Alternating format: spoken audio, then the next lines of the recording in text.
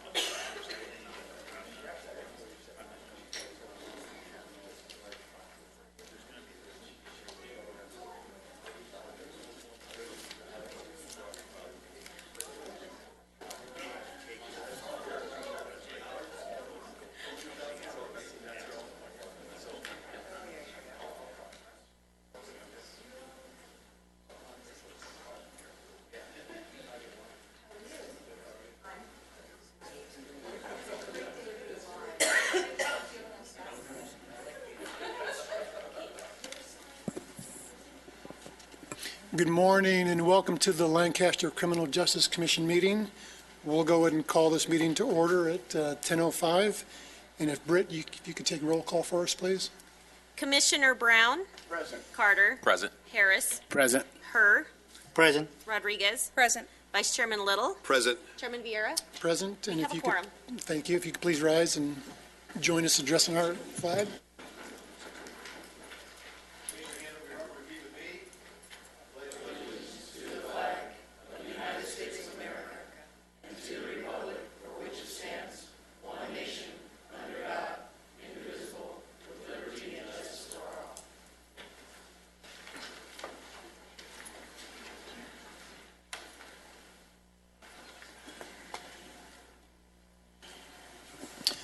Public business from the floor, agendized items. Citizens who would like to address the Criminal Justice Commission on any agendized item may do so when the item is being considered by the Commission. If you would like to, please complete a speaker card, identify the item you'd like to discuss, and it'll be limited to 3 minutes.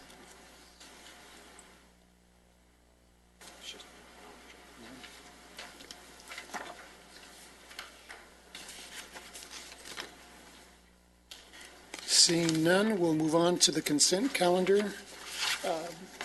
Commissioners, did you get a chance to look at the minutes? And if so, if I could get a motion to approve, please. Motion to approve. Second. Any discussion? Clarifications? Hearing none, call for the vote.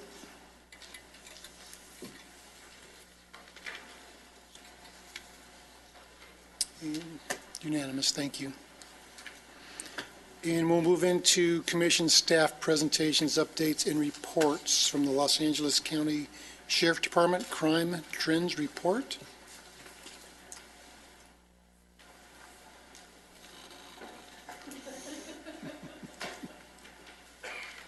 Sorry about that. That's okay.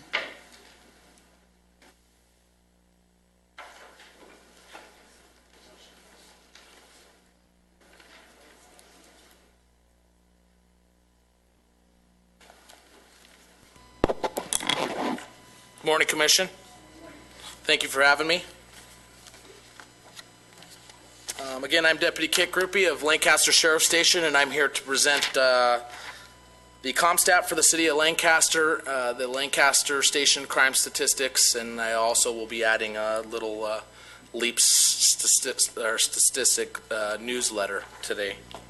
So if I can, I'll start out with the CompStat.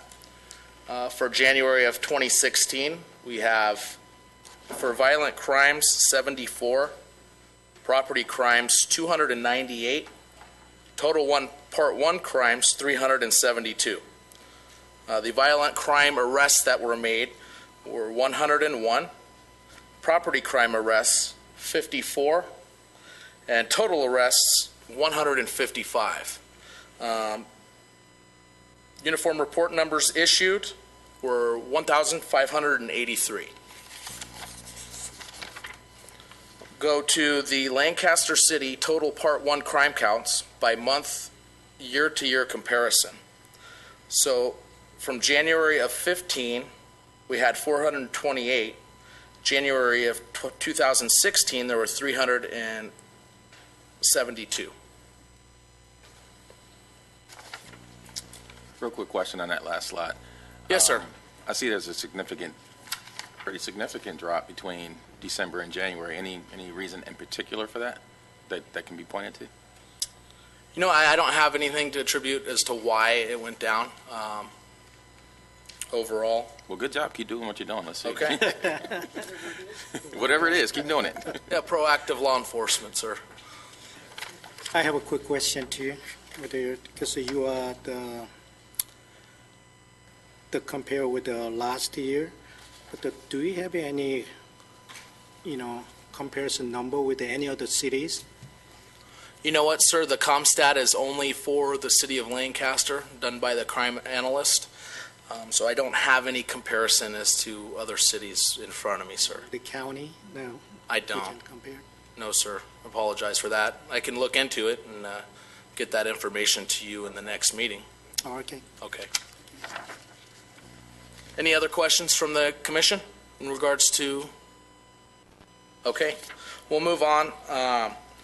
The most active reporting districts for Part 1 crimes in January of 2016. And I like to go over this. I know most of the commission knows our areas of our reporting districts, but for the citizens of Lancaster, community members, I just like to brief them, if you're good with that. Reporting District 1126 is 10th Street West to 20th Street West from Avenue J to Avenue M.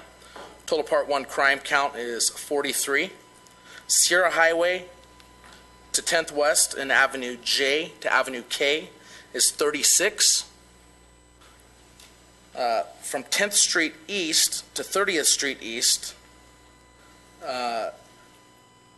and from Avenue H to J is the reporting district of 1135. Total Part 1 crime count is 33.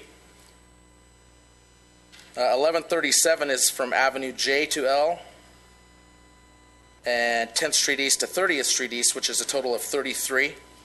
From Avenue I to J and Sierra Highway to 10th Street East is 30, which is the reporting district of 1132. And there's our hotspot area for those reporting districts. We'll move on to residential burglaries as far as reporting districts goes.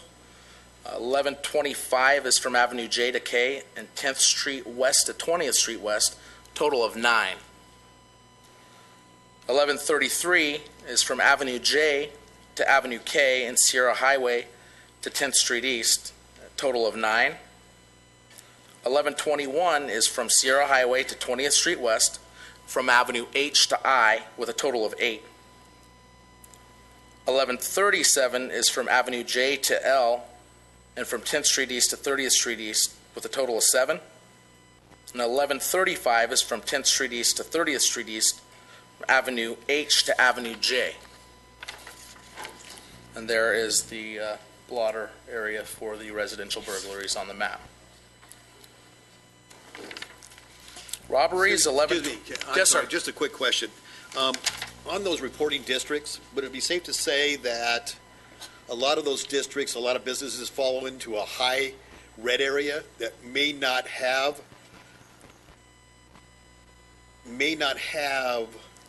the crime rate or the issues because of the district they're reporting in? You know what, I'm kind of missing out on exactly what you're... What I'm saying is that I've looked at some of these reporting districts and I can see the areas that they fall into, and I see a red area. Okay. Yet there could be businesses within these areas that say that should not be classified with that district because there has not been a crime in that area, or there's been reports of no crime, but they fall within that area. Does that make sense? Okay. Maybe I'm not making sense. I'm sorry. You know, And I'm good at not making sense. right, yeah, I'm still not, I think what he's trying to say, if I'm not mistaken, Jeff, is you have either homeowners and or business owners that are in a high crime district, specifically a business owner that doesn't necessarily experience the high crime, but he falls within that district. right, absolutely, yeah. Yeah, so basically, thanks, Howard. Thanks for getting that up for me. Yeah, no, Yeah. not, I mean, just Jeez. because you're in a high crime, I mean. Yeah, too much coffee this morning, gentlemen, so I apologize. But, yeah, now that's kind of one of the things I'm looking at, because I see a lot of areas and a lot of businesses and homeowners that fall within those districts, but they're hampered with a report that may come that doesn't reflect on here. Does that? Can I answer? Yes, sir. Just for clarification, though, on that hotspot, if you notice, like, those RDs have changed, okay? Like, there's been emphasis, specifically as it related to burglaries, in the two RDs, 1135, 1137. You see how that dropped. But remember, it's from month to month on where we saw an increase. So you're not going to necessarily see a red spot continually in the same RD, because it's comparable to the last month or reporting period, or over.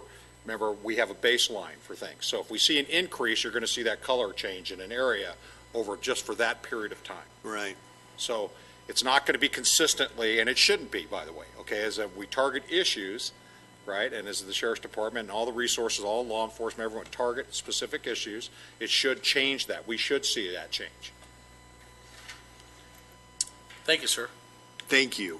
Okay. Appreciate Any other questions in regards to that, to the commission? Okay, I'll move on here. We go into robberies. I already kind of gave you the general area of RD 1121 for robberies, and that is the count of 7. 1137 is from Avenue J to Avenue L, 10th Street East or Challenger Way to 30th Street East with a total of 6. From Avenue I to J for reporting district 1132, and from Sierra Highway to Challenger Way for a total of 5 robberies. Reporting district 1135 is from 10th Street East to 30th Street East, and from Avenue H to Avenue J. There was a total of 4 robberies. And if we'll go to the map, these are your target areas for the robberies in January. And we should be at monthly trends. Homicides over a period of a year. From February 2015, they're up there on the left of your screen at 2, and for January of 2016, you're basically at 0.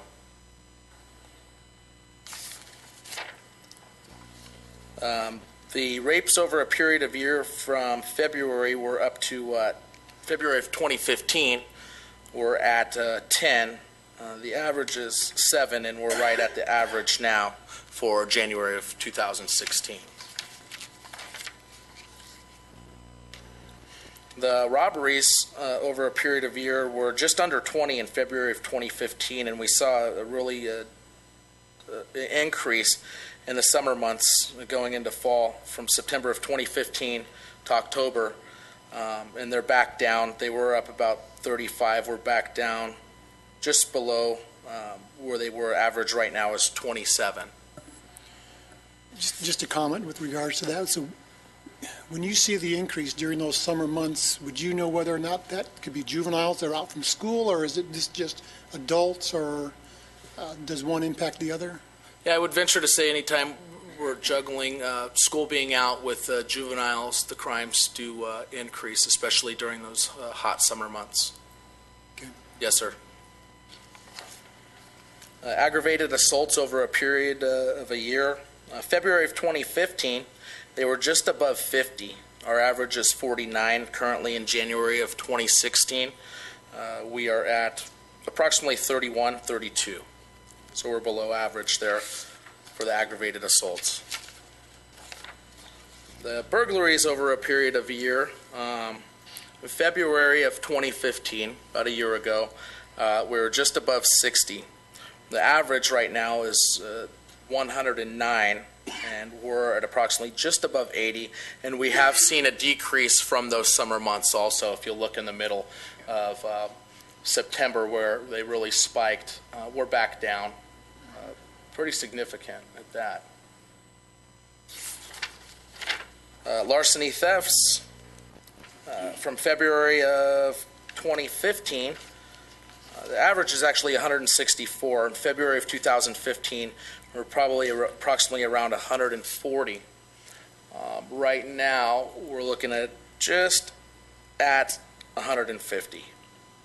The average being 164.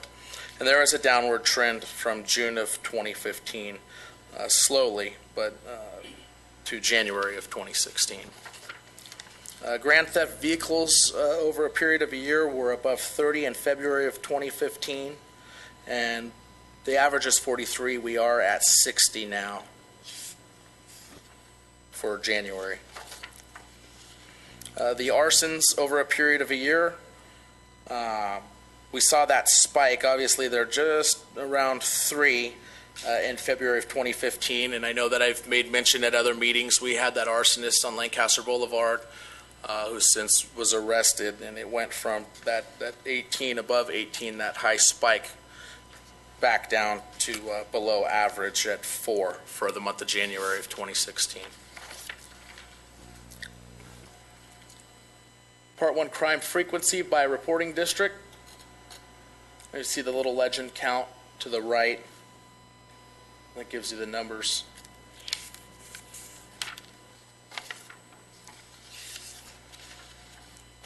Okay, and that's it for the ComStat. We'll move on to... Real quick question for you. Yes, sir. On the auto thefts, is there any kind of pattern to that, like a specific make, model, just like public service type thing? Yes, sir. Sorry, Captain Nelson. But Hondas. My captain said Hondas, but yeah, I did do a press release through our TRAP, which is our auto theft investigators. The Honda Accords, Honda Civics are 100% the target for your auto thefts, especially in, I know my Lieutenant Harris made mention last month, there's an increase during the winter months where people leave their cars running in that cold weather, and they'll run in and get something, and their vehicles are being stolen right out of their driveway, well, with the keys in it. So, Note to self, no Hondas. Got it. CRV. Or get a CRV, nobody wants that. Kit, Mr. Bozigian has his Honda in the back with keys in it. perfect. Does it have a full tank of gas? I know they're picky, but Okay, Got 140,000, hasn't been washed in 9 months, so I think I'm safe. that's okay. It'll take me where I need to go. Commissioner Harris had asked me a question in last month's meeting in regards to marijuana statistics. Through the help of CSO Wagner, or Lancaster Station City CSO, he looked these statistics up for me. And it goes by stat code. So stat code 182 would be, and this is kind of a brief, it's felony transport of sales or transportation of hash, marijuana, or cannabis. It's a felony charge. For the year, we had a total of 43. The misdemeanor possession section, the stat code of 188, was 2. And for the marijuana infraction section, was a total of 164 for the year. You're welcome. So with those numbers, just to put it in context, is that high, median, low for a city with the population we have? I think in the case of marijuana, I'd venture to say those numbers don't look high to me, but I haven't seen a comparison. Okay. I haven't seen the comparison from last year to tell you, but they don't, 365 days in a year, they don't appear to be extremely high. Thank you. No problem. Go to the Crime Commission report for the Lancaster Sheriff Station.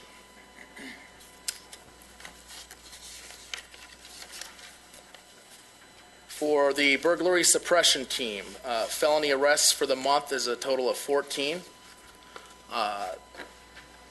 0 misdemeanor arrests will go down to felony warrant arrests, which were 2, misdemeanor warrant arrests, 3, and vehicles recovered was 1, Ramey warrants, 3, and parole and probation searches, 5. Recovered stolen property is at $5,500, and there was 10 solved burglaries. We'll be happy to tell you, I did do a press release.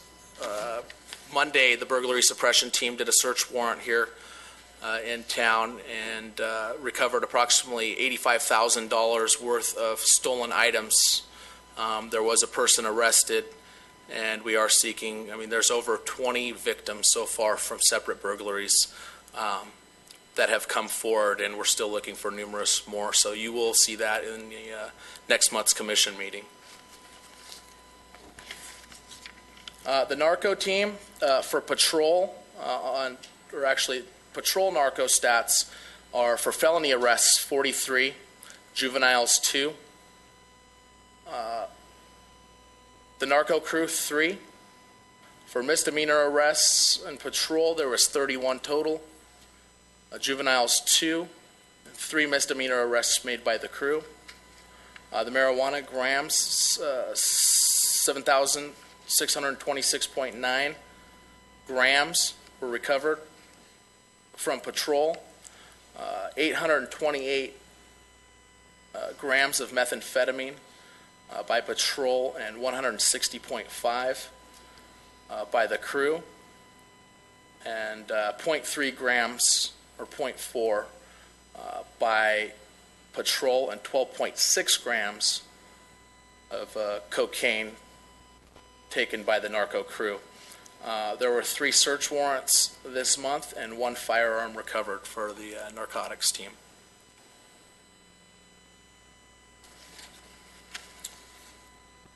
And land cap team. Felony arrests for the month are at 26. Misdemeanor arrests, 18. They recovered 7 firearms with an estimated value of recovered illegal narcotics at $26,540. Any questions? Okay.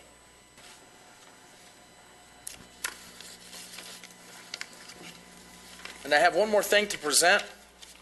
It's just the statistics for LEAPS.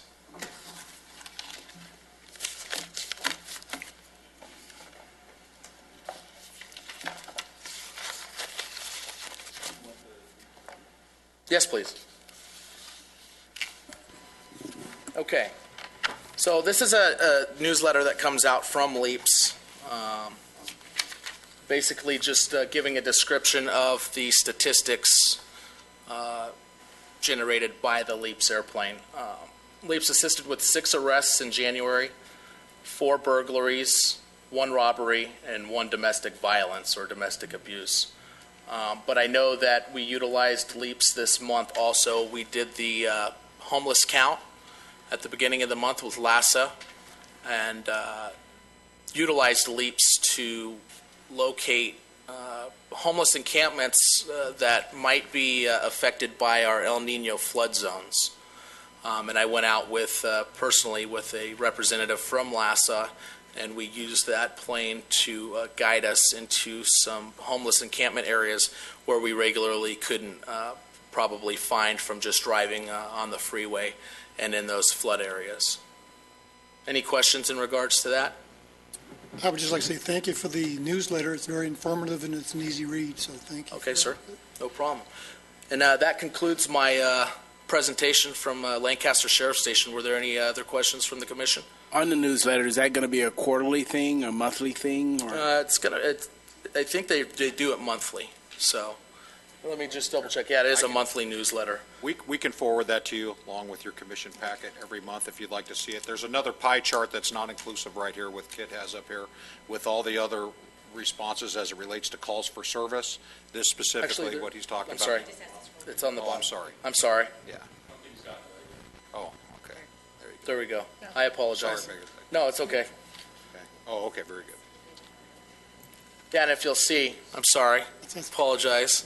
Okay, so if you see the observation is they're widespread, the fights, burglaries are in the green, traffic collisions, the spousal assaults, and it basically goes clockwise down for the colors. And you should have that. I sent it with the packet Yeah. in the Crime Commission presentation, so you should be able to look at that closer. And that actually concludes my presentation. So, any other questions? I'd just like to say, I like this chart because it's a very good representation of how that piece of equipment is being used to be a force multiplier, Right. and where the money's being made. So thanks for that. All right, sir. Thank you. Thank you. Thank you very much. Okay, we'll move on to the California Highway Patrol update. Good morning, Commission. Just give you some general information about our services to the greater Antelope Valley area. Just going to be an idea what we've done. In January, we had nearly 2,000 enforcement contacts, 546 services to the motoring public. Fortunately, we had 2 fatalities in the Antelope Valley. We had 42 DUI arrests and a total of 115 traffic collisions, which is an increase due to the rain in January. But that's the information. And again, that's generally speaking in the greater Antelope Valley area. Comments, questions from the commission? No? Thank you very much. And now, city attorney update. I'm sorry, district attorney update. Deputy District Attorney, Stephen. Good morning. Morning. Unfortunately, the downtown hasn't printed out the statistics of our filings and rejects and so forth for the month of January, so I don't have those. I'll have to brief you on those at the next meeting. I did, though, want to take just one moment, speaking as an individual and as a friend to the commission. I'm not sure, I don't believe our office has taken a position on this yet, so I did want to bring it again as a friend of the commission to your attention if you're not already aware of it. There is a ballot initiative that's going to be on the November ballot, and so the good news is you'll have plenty of time to examine this and then take a position on it.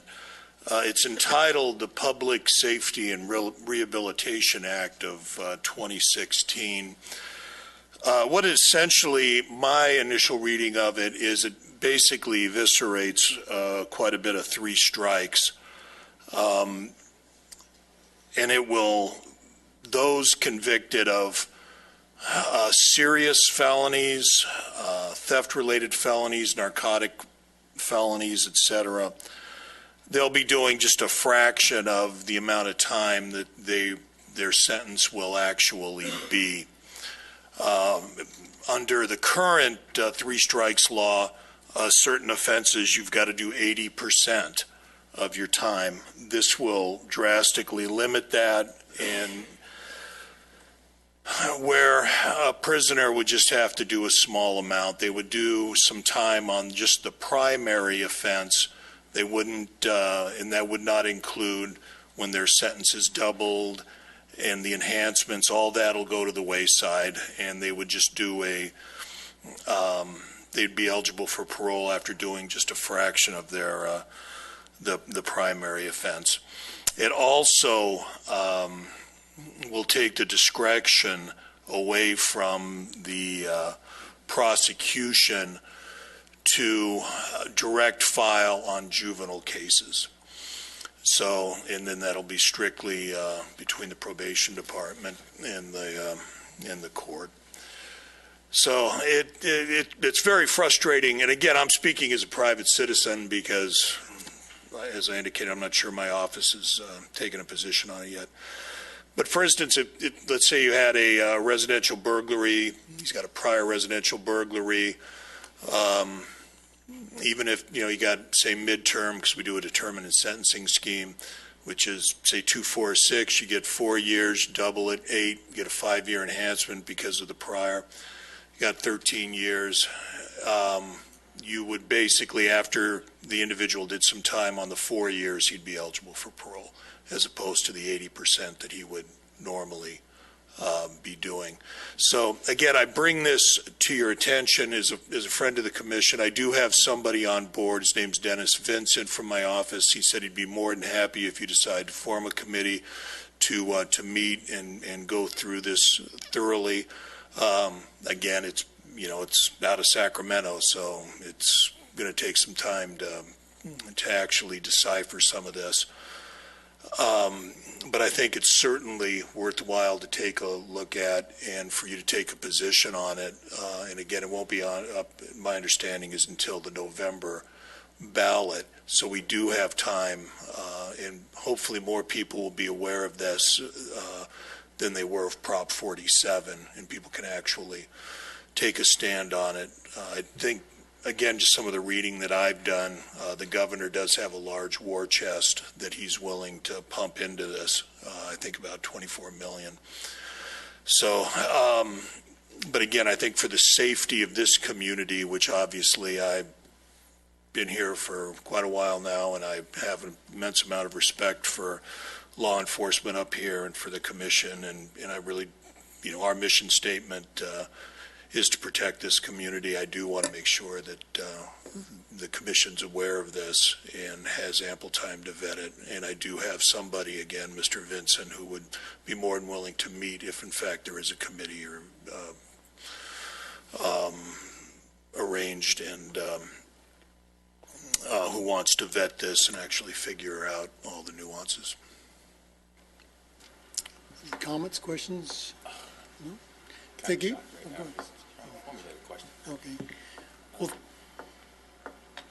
how would we go about it? Well, I think at this point, I appreciate the information coming forward. I think we'd keep an eye on whatever this legislation developed as and review it at that point in time. So I think this is something that maybe staff could bring forward to us at another time, whether it be through a presentation by the gentleman you offered or through another venue. But it's something that I think that we as a commission would like to stay on top of and review as it comes forward. I do have a copy of it if anybody wants to. Can we get a copy of that? Thank you. Okay, city attorney update or assistant city attorney? Thank you. Last night at the City Council meeting, the City Council adopted the urgency ordinance concerning medical marijuana dispensaries, delivery, and cultivation. So that prohibition for all of that kind of activity is in effect as of today. We were directed by the council to work with you as well as the Planning Commission to start the discussions about whether we think that we can craft some regulations that will allow some limited commercial cannabis activity while still protecting public safety. So we'll begin some research in that area and be bringing that to you. It might not be a bad idea if you want to consider forming a smaller committee so you can have a little breakout group, spend a little more time than we really have available to us here at a regular commission meeting. And that might also be something to consider with respect to the public safety initiative. There are another couple of public safety related initiatives that are pending that might make it to the November ballot that are of interest, if not concern, it might behoove you to, again, break out into a smaller committee and look at those in a little greater detail and see what we might be able to do as a city to address those potential laws. So we're moving forward on marijuana, and we'll see where we get. Or not. I mean, we'll see. That's all I have. Thank you. All right, thank you. And I guess what I would say for the commissioners, if there's a particular committee, whether it be the marijuana issue or the issue that was brought forward by our Mr. Franklin, if you would let me know, and we'll put individuals on separate committees based upon their interest and move forward and look forward to vetting through some of those things that have come forward. So, thank you. Public safety update, Mr. Dorico. Yes, sir. Thank you, Chairman Vieira and Commissioners. Just want to give you an update. We, really emphasize, as I've explained the last couple of meetings, emphasis on community outreach through the media We had a very successful campaign through just on the preview section at Cinemark that we've got a lot of feedback on and radio.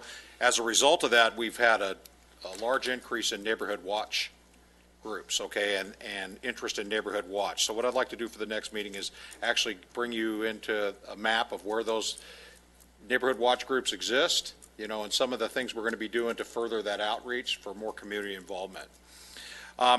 Something we're going to focus on over here over probably the next 6 weeks in discussion with Lieutenant Harris and the traffic detail at the station is an emphasis on traffic safety in the community. We have some surveys that are coming up, potentially some increases of speeds that are really ridiculous based on the way the Office of Traffic Safety determines that we regulate those speeds within the community and set those speed limits.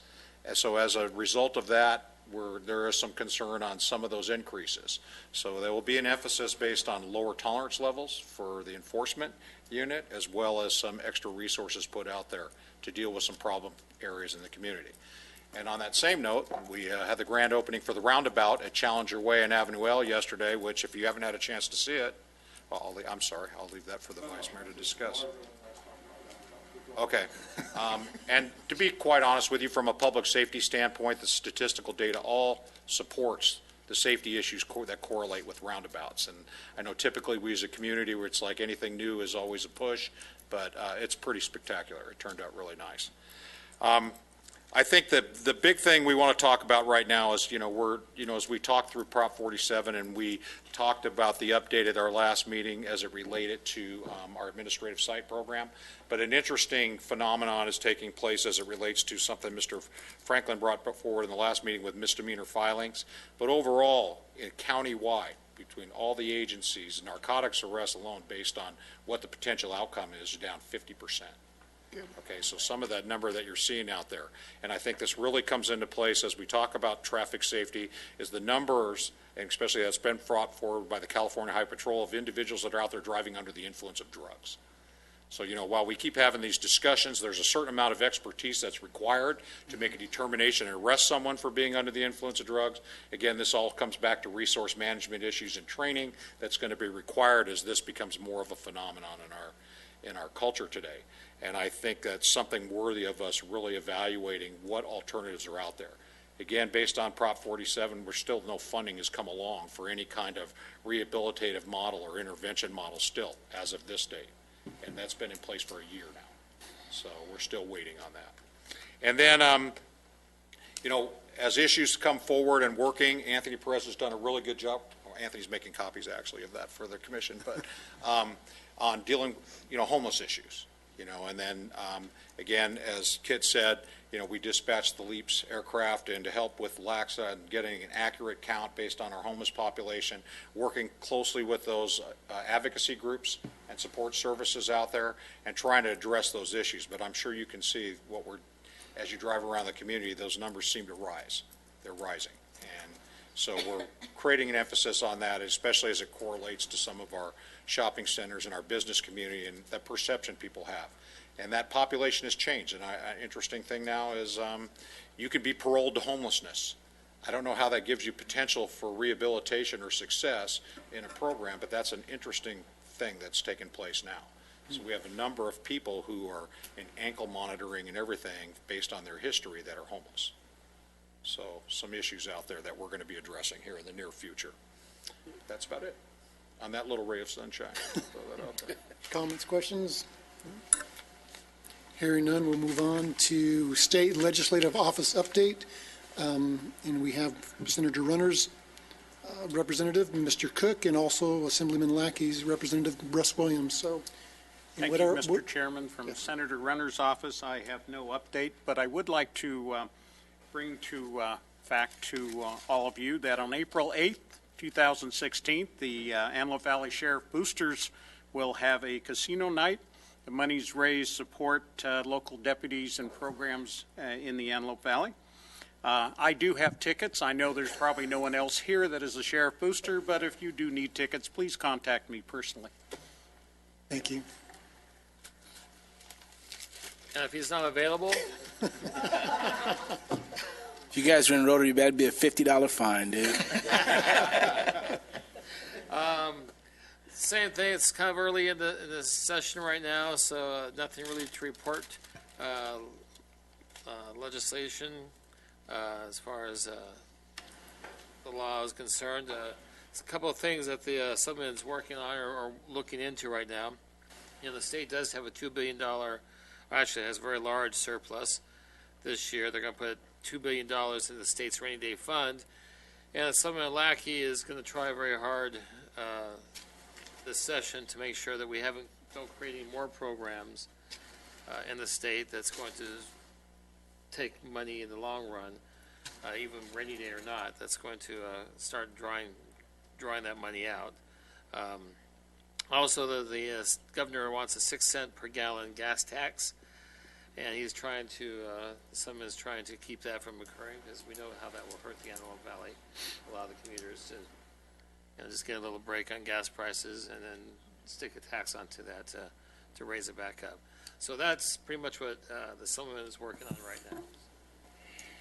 Thank you very much. Mr. Vieira? Yes.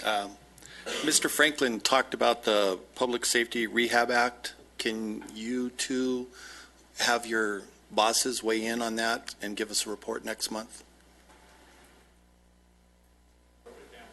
Thank you.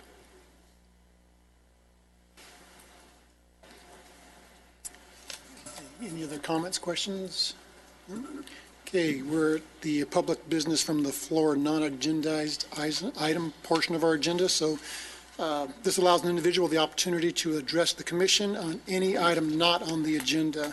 State law prohibits the commission from taking action on items not on the agenda, and your matter will be referred to staff. Individual speakers are limited to 3 minutes. We do have 4 speaker cards. We'll start off with Mr. Christopher Clark.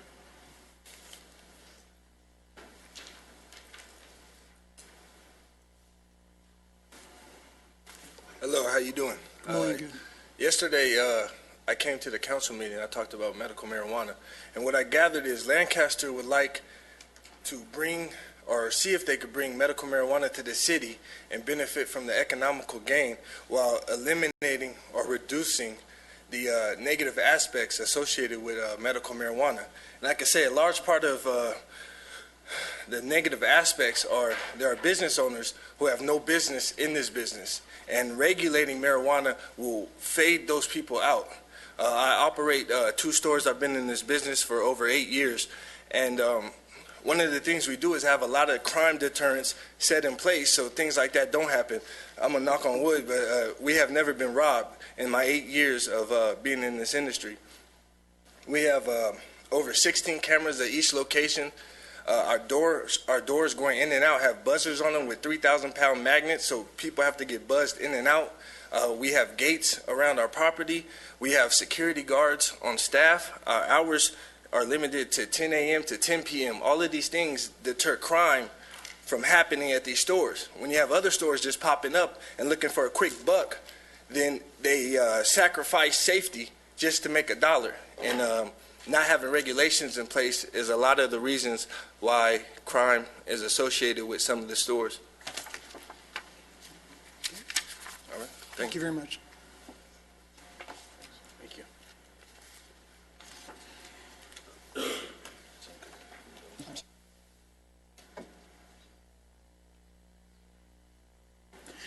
Mr. Clark, before you leave this afternoon, could you leave some information, contact information? Yes. Yes, sir. Thank you. Next speaker, David. Go ahead. I also was curious, it came up last time that we met on this subject that one of the concerns, the city attorney brought this up, was that this was a cash business and that there was no way to account for the funds that went through the business. Can you tell me a little bit about that? It is a cash business. Come on. It is a cash business right now. There are a couple of bills in place to eliminate that from being a problem in the future. Right now, you just have to take a lot of security measures, like our safes are bolted to the ground. I do have a bank account, but my lawyer advised me not to really talk about it right now at this time. But for the most part, everything is done right and above ground and in a manner like a business, not, anything negative. I think one of the issues that as you mentioned, that if the state has or the city has some interest in it, part of that interest is the ability to tax the commerce. And if it's a cash business, that becomes more difficult. How do you address that problem? Well, I agree. I believe you should tax it. One of the things that I'm prepared to do is have a POS system that could be logged on by the internet, so you could see every single sale that goes in and out the store, so you could stay accountable for every dollar. My security cameras will also be linked to if the sheriff's department, if you guys would like. I mean, there's nothing I would like to hide. I just want to get to work, really. Where are your locations? Not in Little Rock. I'm in Roseman and Pear Blossom. Thank you for coming in. Mr. Clark, excuse me, I'm sorry, Jim. Are you recreational or medical marijuana? Medical, sir. Everybody right now in the state of California has to be medical until they pass a law to make it recreational. So right now you're not paying any sales tax? We are. You are? Yes, I have a seller's permit. I have a tax ID card. I pay taxes. The difference is there's no way to track exactly what your gross revenue is. Not without physically, with a system. The POS system could track it. That's the way you could track it. And as far as money, the problem falls on us as far as bank accounts. But being taxed, what I've seen so far is the government isn't having any problem collecting my money. I just have the problem getting a bank account. So you guys could accept the tax money from these businesses. It's our problem to get bank accounts and figure everything else out. And you've never been robbed at either one of your locations? No, sir. You've been doing it for how long? Over 8 years. I plan on making a career out of this. I love this industry. I go to all the business meetings. I talk to people leading the way in this industry, and I want to do this. This is what I want to do for my career. So I've diversed myself in medical marijuana. One of the questions I have is, I'm hearing it's fairly easy for people to get medical marijuana cards. Is that true? Yes. It's not that it's easy, it's just that there's so many things that medical marijuana can help that it's vague. You go to a doctor, you could get medical marijuana cards for being depressed. You could get it for having pain. There's all sorts of things. It doesn't have to be a severe illness to get a medical card. You just have to have some kind of illness. And what is there an amount that is limited as to how much they can purchase from you at one time? Yes, you can only get 8 ounces, but I don't even give anybody 8 ounces. That's too much. That's the limit, but most people only get like an eighth or an ounce at the most. Thank you. And one other thing I was going to say is that earlier there was 7,626 grams that were confiscated. That's roughly 17 pounds, and one of my stores will go through 17 pounds in about 3 weeks. So it just shows that the majority of the people, I feel, are doing what they're supposed to do. They're getting their medicine, putting it in bags, going home, and using it in the proper way. If they were, out selling it and reselling it, I think that there would be more grams confiscated. But most people are going home and, doing what they're supposed to do. You say you have a resale number. What are you using resale number for? A seller's permit? Seller's permit, correct. We have to have one. You have to have one, but when you buy supplies, you have a represent your seller's permit to your vendor? In a perfect association, what I hope I could build now, yes, I would have every seller's permit. Every transaction kept account of, and I will also test every medicine coming in. Because right now, people get medicine from anybody who comes up, out the street. But if you have a regulated system, you can buy from out of state too? No. Oh, okay. No. Where is your supply coming from? From mainly, it's vendors coming in. Vendors, yeah, that are growing it themselves. They come in, we look at the product, we evaluate it, and we get it from them. You look at the product and you evaluate it. You don't know where they come from, though. Your vendor. The vendors? Yeah. Well, are they certified? There's nobody certified yet. So I could bring in I could bring in some to you, and you would test it, and you would say this is good stuff, and you would buy it from me. Yes, sir. And when you test it, what are you testing for? Pesticides, chemicals, anything negative that was used to grow it. But not a potency level or anything like that? Yeah, that also, yes. So you're open, the door is open for anybody to come to your shop and drop off whatever they've grown, and you would look at But it. the door is open, but I mean, I don't purchase too much from people because some of it doesn't look good. So where are you purchasing it from if you're not purchasing it from them? Well, we grow our own also. You have a grower's permit? The grower's permit comes with the license. It's a license to grow up to 99 plants. It came from the California state. I think all these things need to be addressed in regulating marijuana as we move forward. But right now, it's real vague in how they regulate it. So you have a permit to grow, correct? Yes. And how long does that permit last? Every year, once a year, every 5 years? Every year you have to renew it. Yes, and what's the process of you renewing that permit? I go back to my doctor and tell them I want to renew it. You want to renew it for a grower, to grow? Yes. Okay. I think that we definitely need to form another committee because every question we ask him, he creates 10 more. Yeah, it's just So nothing is clear. we could sit here all day and pepper him with questions. And then I've been in this industry. I read. I try, stay up to date. So if any help I could give, I would like to. I think what you're saying is the quandary we're in, and having to try to craft a mechanism to make it equitable for both you and the community at large. I think you will get quite a few questions when the committee is formed. Mm-hmm. But if it hasn't been evident, I think it's clear that we aren't seeing where at a higher governmental level where they've actually established some rules and some regulations for us to then either piggyback off of or to adhere to. So in crafting some mechanism to make this work, if it's possible, it's, to use your phrase, everything's vague. Right. Well, are you done? Yes. I would just like to say with that, I think that's why it's crucial that the city does come out with their own ordinances to govern medical marijuana how they see fit. Because if they leave it up to the state is going to give out 17 licenses pretty soon. But each man or woman can only possess 2 of the 17 licenses. In my opinion, that hinders growth. But if the city were to allow it, you could set up and operate under all 17 categories. That means you're testing your own manufacturing, distribution, edibles, everything you have a license for under the city of Lancaster.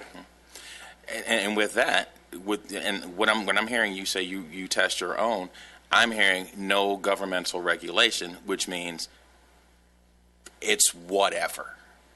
Every other drug is regulated somehow, except this one. Right. So that, for me, is a problem. Well, that's because it's such in its infant stages. I mean, this is an industry that shouldn't be looked at as right now. This is our industry of the future. I mean, there's going to be stock markets that are going to go crazy over this industry. Understood. However, the problem I have is in exactly what you said. It's a market that's in its infancy. Mm-hmm. Why is it allowed in its infancy with no regulation? That is a problem. To me, that is a problem. And that's the rules should be in place. I don't think prior. that's a question to you. It's a statement. It's a comment that's being made. Mr. Drico, did you have something you wanted to? Maybe it'd be beneficial for the commission as we look at this deeper. Maybe by committee, we can present, Jocelyn and I attended the League of Cities legislative action on this issue, and it was very in-depth. The 17 issues he's talking about is the point from seed to sale that they're talking about, and the stopgaps that are interested in putting in to actually avoid exactly what he's saying, that there's a monopoly by any individual group or company to have a monopoly on the entire process that could create issues. But I think for the benefit of the committee to bring back to the commission, we should share the information that was presented through the legislative committee of the League of Cities, exactly what that represents. So you're probably going to hear a lot of people interpreting what that means. And I think there's a position that the League of Cities has taken as it relates to this issue that would be more informative. I have one question. Is there currently a background check done to acquire a license to distribute? there isn't any kind of license issued at this point to distribute, to cultivate, to sell, anything. I'm not exactly sure what he's referring to. If he is a collective, then he has some limited, not authority. He has some room to grow some plants. There's no license, there's no permit, there's no authorization issued at this point by anybody, the state, the city, anybody. So I mean, 'cause there's just some off the- fundamental confusion here. You know, just looking at it from a business perspective, seems to me it needs to be handled very similar to ABC. I mean, that's almost what it has to be in order for it to be legitimate and profitable for us as a city and for safety issues. That's the discussion. That's exactly what it is. But the other side is there's another wrinkle here, and it's the federal side of it and their recognition of this completely. So you can go through this entire process and be subject to the same asset forfeiture issues that relate to other type of crime-related issues. So there's a whole nother part of this for the discussion, and that's why I think it'd be good on the committee level to have that discussion based on what the legislative discussion was, okay, and how this moves forward, to talk about how to remedy some of those issues. So that's part of the whole discussion. So at this point, the state really doesn't even have a model that they're representing on how this would be managed. Okay, they have a philosophy, they have some ideas, which I think are good, okay, based on some of the regulatory stop gaps that are put in place to address issues that are coming from it, but they haven't even put out a model of what that would look like and how that would be managed. And then there's the resource issue. Who's going to pay for it all? I haven't invested. Yeah, I'm sure you do. Well, I think at this time, I mean, No doubt. clearly, this is an area that's going to be vetted through much more. There's much conversation that's going to continue to take place.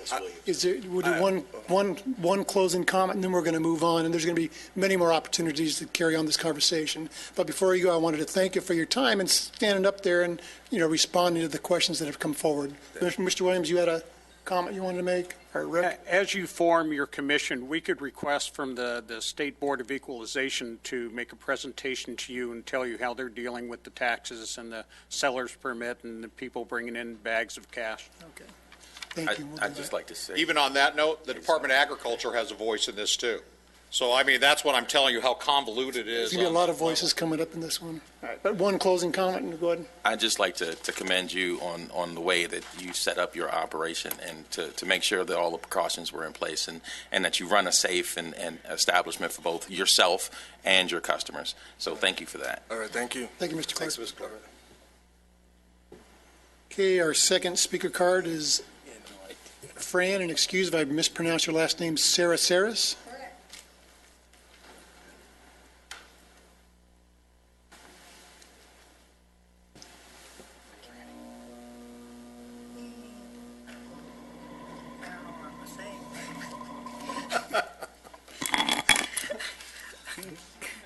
Good morning, Mr. Chairman, Vice Chairman, and Commissioners, and all your officers and people that are here listening to me. I speak a lot at the City Council meeting, and this is my first time coming to your meeting. I've been watching you on TV and keeping track of what you're doing.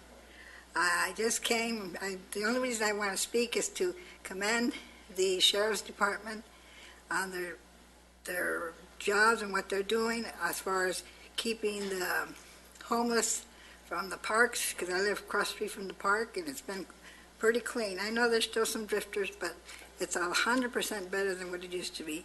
And I thank you very much for your help and for everything that you do. And God bless you all. Well, thank you for coming forward, and on behalf of all those, we thank you as well. Thank you. Okay. Did I park on your button there? All right, yeah. Thank you. Next speaker, Mr. David Paul.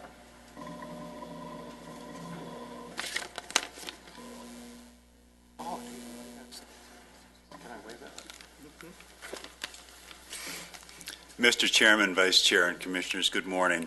Morning. You know, I also like what we do here, and I was so anxious to have coffee with the deputies that I went a day early this morning. And but mainly, I just wanted to talk about how much I respected what you told me, Captain, at the last meeting about traffic enforcement. That was candid, straight to the point, and honest, and I understand it completely. And what I really want is for all of you not to think that I'm some pie-in-the-sky person. There's never going to be peace on earth. There's always going to be us against them. The only thing I want is more of them in us, and that's how people unite. District Attorney Franklin talked about this new law, and they put these names on these things, and people say, oh, finally, stick it to the man. If these people had more respect for the law and understood it, they wouldn't go that way. That's why a public outreach about this stuff is important. But I want to talk about the traffic initiative I proposed 10 years ago, and of course the ship has sailed on that. But basically, once I was at a seminar, John Bradshaw is a human recovery expert, and he was telling about going to lunch with a PhD psychologist. He drove him to lunch, and they're sitting there having a nice conversation at a stop sign, and a squad car pulled up. And all of a sudden, this grown man just starts shaking. And that's because when he was a child, his mother threatened to have him arrested. And that fear of law enforcement followed him throughout his entire life. And that's why I want to get all the rancor, and most of that stuff stops when children see their parents trying to evade the law in the car. That's why I want, but that doesn't preclude using traffic stops for other means by any means. It just means that the fairness and consistency of the traffic enforcement as far as tickets go would be uniform. That was the whole point of that. And Dr. Brown, I was fun. This is from the paper the other day, and talks about human error, damaged nukes and silos. And they end this report by saying the information was classified and too sensitive to be made public. That means it's too embarrassing. These guys are down there smoking spice, and they went crazy. And that's what I'm trying to say. It's just a philosophical argument. Wouldn't it have better if they used marijuana? They certainly wouldn't have done that. But I'm not advocating smoking marijuana in nuclear silos by any means. So let's all understand that. I just want people to get along, and the more people that understand the goodness of the law and complying with the law, the better our society will be, and that's what I fight for. Thank you. Thank you. Sure. I'd like to make one clarification with this whole ordinance. No one is making a judgment one way or the other about the use of medical marijuana. We're making a judgment that the call was made whether the city should ban for purposes of crafting a mechanism or looking into crafting a mechanism to see if it can be done for our community. Whether people have medical marijuana cards or not, it's not the concern of the city. Just wanted to make that clarification. Thank you. Our next speaker, Ms. Maria Pisano.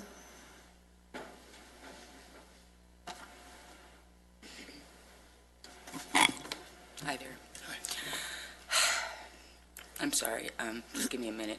And hopefully I can have more than 3 minutes because I'd like to give some testimony here today. And usually I'm just so tired. I've been through so much, and I'm tired of only having so many minutes, and I get to start, and then I have to stop again. If you can please let me give you some testimony today and not have to worry about the time limit. I mean, I won't go that long, but if I can please just not have to worry about that is what I'm asking first off, please. Is that possible, please? I would say go ahead and just continue on, and okay. We're going to keep it at 3, but if there's still further conversation you want to have, either myself or staff can make some time, additional time. Okay, thank you. Let me try and get my emotions together here, okay? Because coming here and going through this constantly takes a toll on you. And it's not just about me that I'm concerned about, but, you know, a lot of people, that family, friends, people I love that have been hurt by a lot of these things that have been going on, the corruption, the racketeering, the just preying upon other people. I want to give some testimony since I have a few of the people here today. Well, a lot of people here today, but about some things that happened to me and the way that it was done. And like I said, I'm sure that it's not only done to me, but it's something that's being done all over widespread, okay? When I first lost my home, and the first place I lost, there was the way in which it was done was through administrative citations or whatever at that time. I had lost my vehicle, or my home. I had to move from there. But my point, I'm sorry, my point is these things that are done where people are losing their property, losing their homes, losing their lives, it's all being done intentionally. It's not something that just happens and people that, like, you know, are doing some of the wrong things and they lose their homes because they're not, you know, they're in trouble for it's twisted. It's like a lot of people are losing their things in their homes and their families being separated because other people are doing it to them. If I can, okay.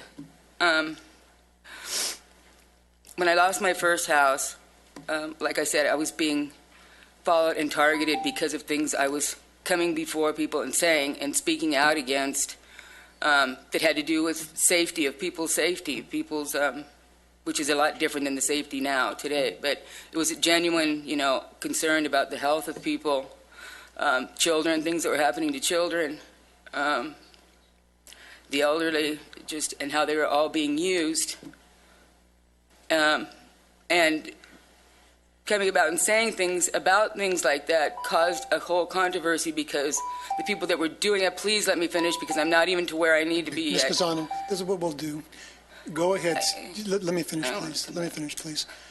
If you can stick around afterwards, take a seat. I'll be happy to hear you further once we conclude this Is there meeting. anyone else here that's speaking?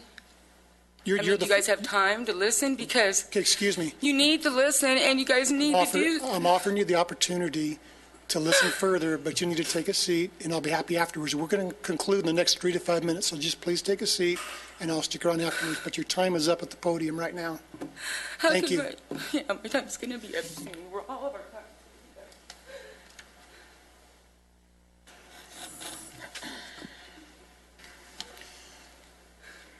That concludes our non-agendized items, so any closing comments from commissioners? None. Hearing none, then... I'm sorry. Just one thing. Jocelyn and Lee, this is this issue of the medical marijuana statutes. This has probably been attempted, and there are formats that people have used before and that people have tried to put together. I wonder if it would be helpful for you guys to give us some samples or examples or thoughts that you have about how to structure such a process. I actually have a note to self to survey some other California cities, see who's been doing what over the last couple of years, and see what changes they have maybe implemented with the new state laws. I think Lee and I are going to try to set up some meetings and just kind of do a survey and see what seems to be working and see what doesn't. Because quite frankly, I don't think I could put anything down on paper that I could show you with confidence would keep people safe. So we're going to look around and see what we can bring to you. Great, thank you. Thank you. And again, I'd like to just share with the commissioners, if there's any of you individuals that would like to serve on either of those committees, please let me know, and we'll go ahead and get those formed. Okay. Hearing no other comments, this meeting stands adjourned at 11:12. And our next meeting is on Wednesday, the 9th of March. Thank you very much.